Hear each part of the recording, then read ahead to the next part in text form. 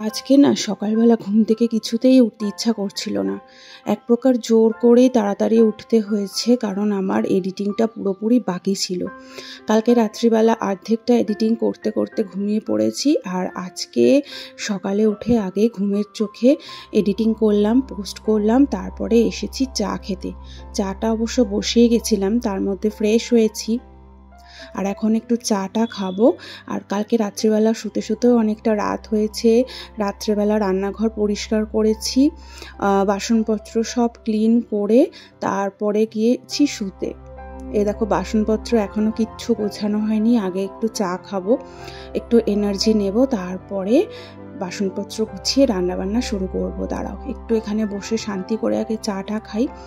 আর এখন বাজে সকাল 7টা, আর বাইরে রোদটা দেখেছো কি পরিমাণ রোদ উঠেছে।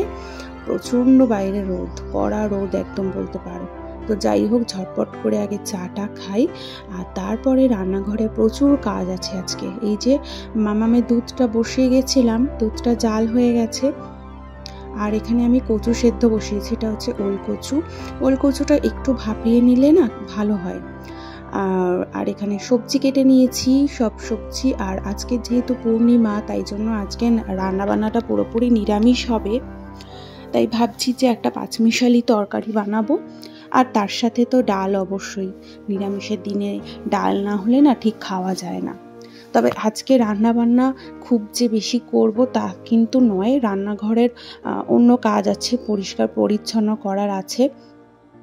মানে কি বলতো, ব্যাপারটা হচ্ছে রান্নাঘরে এক সপ্তাহে একদিন অন্তত আমি ডিপ ক্লিন করি, কিন্তু এই কিছুদিন হয়ে গেছে, প্রায় ধরো 14-15 দিন হয়ে গেছে রান্নাঘর একদমই ডিপ ক্লিন করা হয়নি।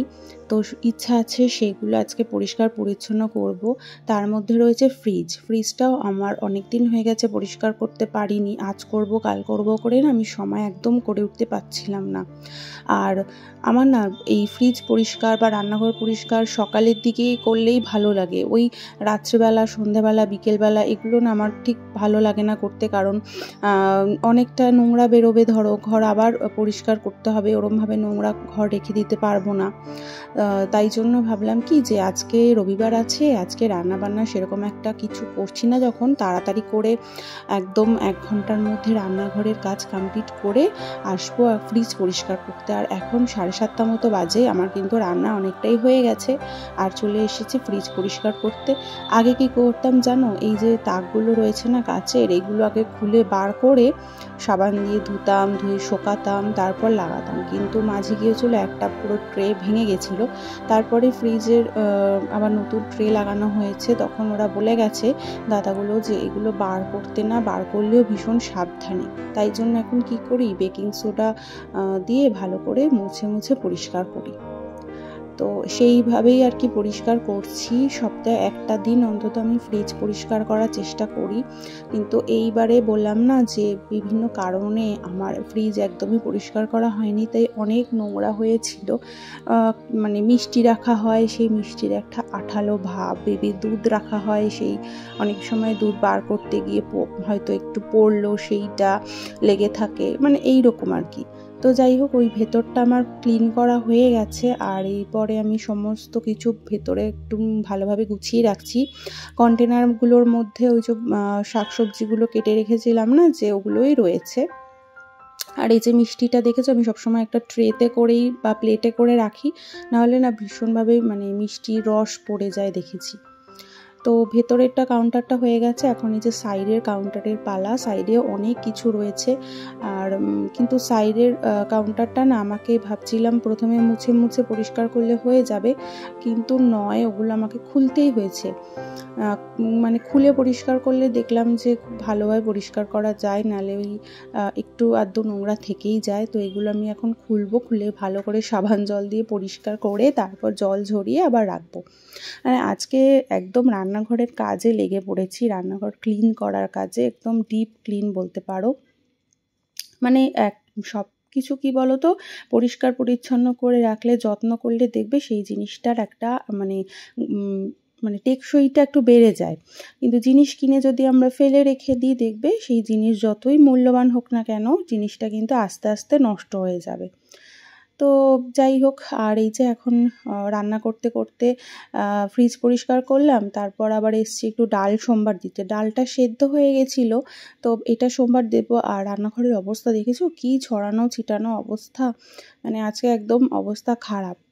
আর মাম্মাম তো ঘুমোচ্ছিল, আর এই সবেমাত্র উঠেছে, মাম্মামেরও খাবারটা রেডি করলাম। আর দেখো তো সমস্ত কিছু কীরকম অগোছালো হয়ে আছে। রান্না আমার কমপ্লিট হয়ে গেছে, ফ্রিজ পরিষ্কারও হয়ে গেছে, এখন শুধু এগুলো ভালোভাবে গুছিয়ে রাখার পালা। এইগুলো করতে গেলেও অনেকটা সময় চলে যায়। টেবিলটার অবস্থা দেখো কীরকম। রান্নাবান্না কমপ্লিট হয়ে গেছে, আর এগুলো এখন ঝটপট করে গোছাবো। আজকে এত শান্তি লাগছে কি, মানে পরিষ্কার পরিচ্ছন্ন হয়ে গেছে।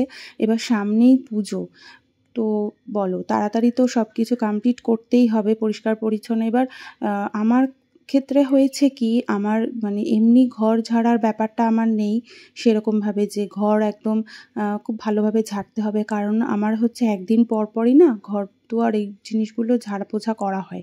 এই ধরো গ্রিল মোছা বা ফার্নিচার ঝাড়া, তারপরে ধরো এই টিভি ক্যাবিনেটটা পরিষ্কার করা, এগুলো একদিন পর পর যেহেতু করা হয়, তাই জন্য ঘরে খুব একটা যে নোংরা পড়েছে সেইটা নয়। কিন্তু রান্নাঘরের ভেতরে ধরো যেখানে আমরা মশলাপাতি রাখি, যে ক্যাবিনেটগুলো, সেইগুলো তো সপ্তাহে একদিন করে পরিষ্কার করে মানে করা হয় না সময়ের অভাবে।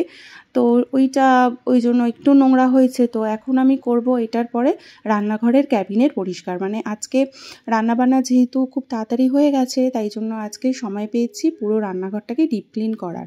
আর দেখো ফ্রিজটা পুরো পরিষ্কার হয়ে গেছে, শুধু সবজির যে বাস্কেটটা ওটা আমি ধুতে দিয়েছি, ওটা ধুলে সকালে তারপর সবজিগুলো তো প্যাকেট করাই আছে, তো ওটা আমি প্যাকেট করাবো, একদম ঢুকিয়ে দেবো, হয়ে যাবে। আর এখনও করবো হচ্ছে এই যে ক্যাবিনেটগুলো পরিষ্কার। ক্যাবিনেটের মধ্যে যে মশলাপাতি রাখি, জিনিসপত্র রাখি, সেগুলো বারবার ওঠানো নামানো করতে করতে না কি হয়, ভেতরটা একদম নোংরা হয়ে যায়। তো এগুলো একটু পরিষ্কার করে নেব। অনেক দিন হয়ে গেছে এখানে পরিষ্কার পরিচ্ছন্ন করা হয়নি। আগে যখন বেবি ছিল না, এখানে আমি সপ্তাহে একদিন করে বলতে পারো পরিষ্কার করতাম। কিন্তু এখন মামামের জন্য মানে ওর পেছনে সময় দিতে গিয়ে কি হয়, আমি এগুলো হয়তো 15 দিনে একদিন বা মাসে একদিন হয়তো পরিষ্কার করার সময় পাই।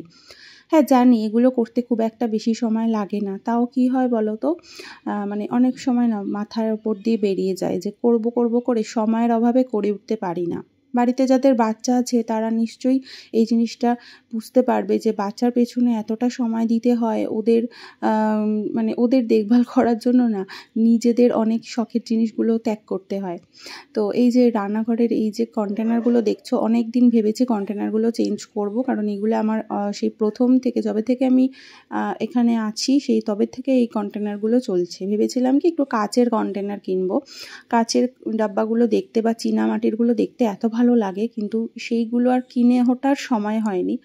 আর মানে আমি আবার ভয়ের চোটেও একটু কিনছিলাম না যে কটা দিন যাক, কারণ যদি তাড়াহুড়ো করে কাজ করতে গিয়ে ভেঙে যায়, বাড়িতে যেহেতু বাচ্চা আছে, কাচের জিনিস বেশি ইউজ করব যদি ভয় লাগে আর কি, বুঝতেই পারছো। ওই জন্য আমি এগুলো আর ইউজ করিনি। তবে সত্যি কথা বলতে আমার এগুলো সব চেঞ্জ করার ইচ্ছা আছে, অনেক দিন হয়ে গেছে, সময় সুযোগ বুঝে আমি এগুলো চেঞ্জ করে আমার ইচ্ছা আছে কাচের কন্টেনার কেনার। কাচের জিনিসগুলো দেখতেও ভীষণ ভালো লাগে। তো তোমাদের সাথে গল্প করতে করতে দেখো এগুলো সব আমার গোছানো হয়ে গেছে। আর এখন আমি এই যে বাজার গোছাবো, বাজার বলতে এই যে আরামবাগ থেকে কালকে বাজার করে এনেছিলাম, টুকটাক কিছু বাজার করার ছিল, সেইগুলো পড়েই রয়েছে জানো, সেইগুলো যে গোছাবো সেইটাও গোছানো হয়নি। এখন এগুলো সব আলাদা আলাদা ড্রামে করে রেখে দেবো। এখানে কিছু ওই দরকারি টুকটাক জিনিস এনেছি, একটু ডিটারজেন্ট শেষ হয়ে গেছিলো, ডিটারজেন্ট আনলাম, ম্যাগি আনলাম। আর আটা ম্যাগিটাই বেশিরভাগটা খাওয়া হয় যেহেতু, আটা ম্যাগি আনলাম, বাসন ধোয়ার এই লিকুইড আনলাম, মামামের চালটা এনেছি যেহেতু ও আমাদের চালটা খায় না, ওর জন্য আলাদা করে আনা হয় সেইটা। আর একটু কুড়মুড়ে প্যাকেট, মানে চুটুর পুটুর চায়ের সাথে খাওয়ার জন্য। এগুলো কি হয় আরামবাগে গেলে কি নিজের পছন্দ মতো দেখে নিয়ে আসা যায়, বিভিন্ন রকম ভ্যারাইটি জিনিসপত্র আসে, তো চেঞ্জ করে করে আনা যায়। বিস্কিটের প্যাকেট, তেল, আর চাল বাড়ন্ত ছিল, চালও এনেছি। তো এগুলো এখন সব গুছিয়ে রাখবো। দেখো মোটামুটি আজকে আমার সমস্ত কাজ কমপ্লিট, নিজেরও বেশ ভালো লাগছে, সব কাজ টাইমের মধ্যে কমপ্লিট হয়ে গেলে কত ভালো লাগে বলো। তো ভিডিওটা এই অবধি রাখছি, আজকে আর বেশি দূর ভিডিও বাড়াচ্ছি না। তোমাদের যদি কোনো কিছু ভালো লেগে থাকে অবশ্যই একটা লাইক আর কমেন্ট করে দিও। আবার দেখা হবে অন্য ভিডিওতে। টাটা।